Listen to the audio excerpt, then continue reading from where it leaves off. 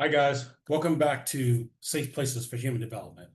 In the last video that we did, we talked about understanding the problem of human development stagnation and regression through Maslow's hierarchy of needs theory. Today, remember, we went back through physiological needs, safety needs, social needs, self-esteem needs, and self-actualization. But today, I want to focus our attention on understanding the problem of human development stagnation or regression through human development theory.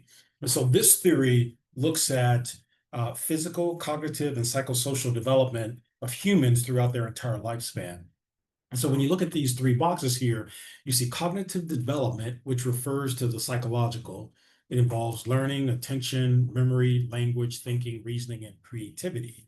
The psychosocial development, which refers to family, culture, and community, involves emotions, personality, and social relationships. And then the last one, physical development, which looks at the biological, which involves growth, changes in the body and brain, the senses, motor skills, and health and wellness. And so those things, they're really referring to, when you look at this new slide, how we are being impacted in the womb all the way through late adulthood.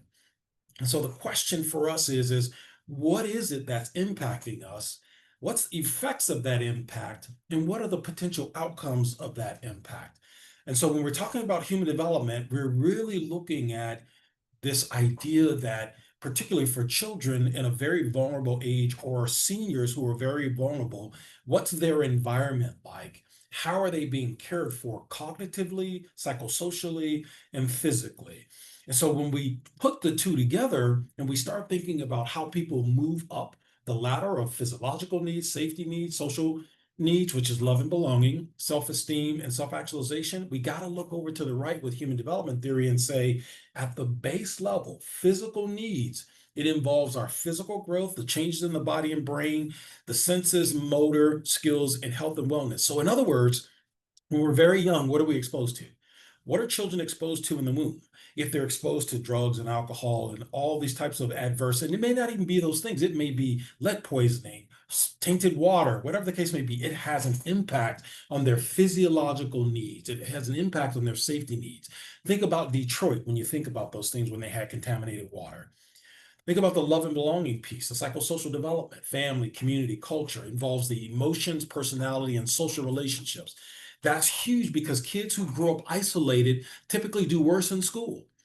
And think about the cognitive development piece, which affects your esteem and self-actualization, your learning, your attention, your memory. A person with mental health issues struggles in the cognitive development piece.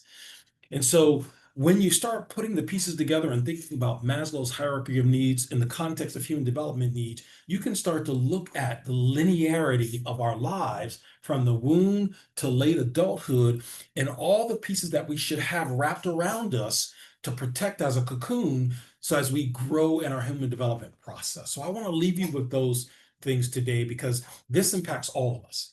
And so the question is how are you as a community member participating in this? I know you're doing work with your children in your own home, but it will be also forces outside of your home that will impact you. So how are you engaging with nonprofits? How are you engaging with government?